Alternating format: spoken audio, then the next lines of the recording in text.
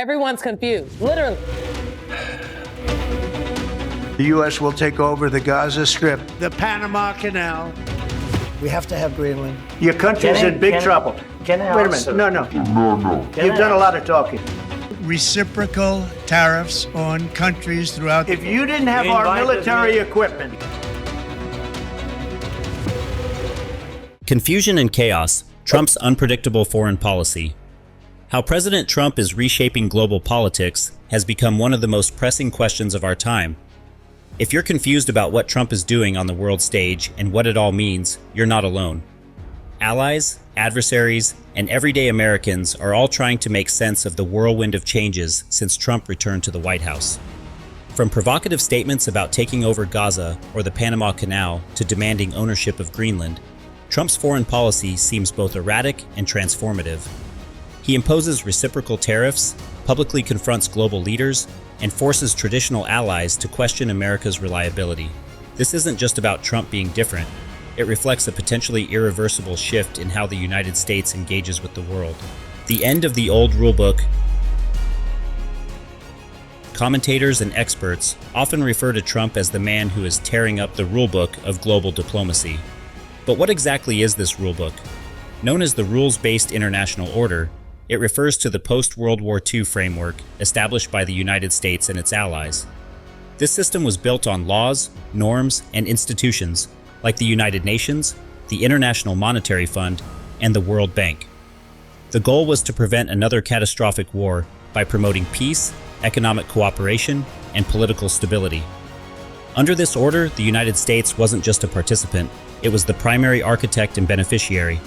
The liberal international order, as it's also called, emphasized democracy, capitalism, and Western values. It was reinforced during the Cold War when the world split into the Western Bloc, led by the US, and the Eastern Bloc, led by the Soviet Union. Institutions like NATO were born from this divide, designed to defend against communist expansion, US dominance, and the call for reform. For decades, the United States remained the dominant global player within this system. It led military alliances, dictated trade rules, and often acted as the so-called leader of the free world. But as other nations like China and India gained power, this dominance began to face resistance. Many countries started demanding reforms in global institutions to better reflect a multipolar world. Even before Trump, the system was under strain. However, Trump's arrival marked an inflection point. No longer was the challenge to global order coming from rising powers or rogue states. It was coming from within the system's founding pillar itself, the United States. Critics argue that this self-inflicted disruption risks further fragmenting international cooperation at a time when unity is needed more than ever. Trump's deal-making mentality. Unlike his predecessors, Trump doesn't believe in long-term strategy or multilateral diplomacy. His approach is deeply transactional, shaped by his experience in real estate and business. He sees global relationships through the lens of financial deals. What do we give? What do we get? Take NATO, for instance. Trump has repeatedly criticized NATO allies for not spending enough on defense and has threatened to pull U.S. support unless they contribute more. While this has pressured some countries to increase their defense budgets, critics argue it undermines trust and the very foundation of collective security. Trump's unpredictability is part of his strategy. He believes that keeping allies and adversaries guessing gives him leverage. But this unpredictability also breeds uncertainty and instability, both in markets and in diplomatic circles. America First, a double-edged sword. America First is more than a slogan. It's the cornerstone of Trump's foreign policy. This means prioritizing short-term national interests over long-term global leadership. Under this banner, Trump has withdrawn from global agreements, scaled back foreign aid, and questioned long-standing alliances. One of the most disruptive applications of this doctrine has been in trade. Trump believes that global trade rules disadvantage the U.S., allowing foreign nations to benefit at America's expense. His response? Tariffs, massive ones. From China to the EU, Trump has imposed import taxes in an attempt to bring jobs and manufacturing back to the U.S. While this has appealed to parts of his base, the economic consequences have been significant. Global markets have reacted with volatility, and industries like agriculture and manufacturing have experienced backlash abroad.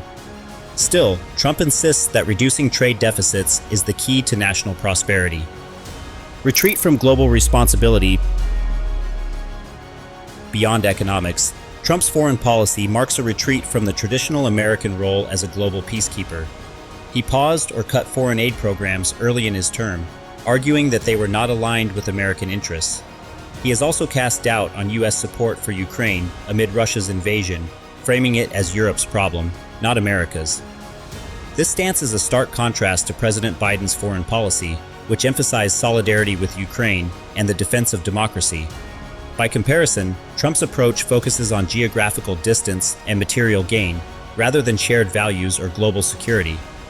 Critics argue this signals a broader erosion of America's global moral authority, the Trump Doctrine, or just chaos.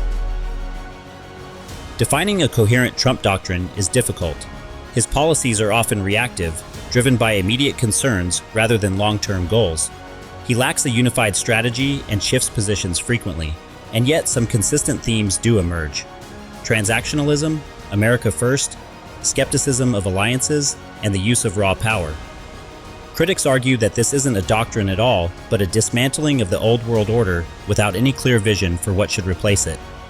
Others say it's simply an honest admission of what U.S. foreign policy has always been about: power and interests, dressed up in the language of freedom and democracy. What comes next? As traditional U.S. allies scramble to adjust to a new reality where they can no longer rely on American leadership, the global order is entering uncharted waters. Will Trump's America First reshape the world into regional power blocks? Or will the old institutions adapt to survive? Whether you view Trump's foreign policy as a necessary correction or a dangerous unraveling, one thing is certain: the age of U.S. global dominance as we knew it is ending, and the vacuum it leaves behind could define geopolitics for decades to come.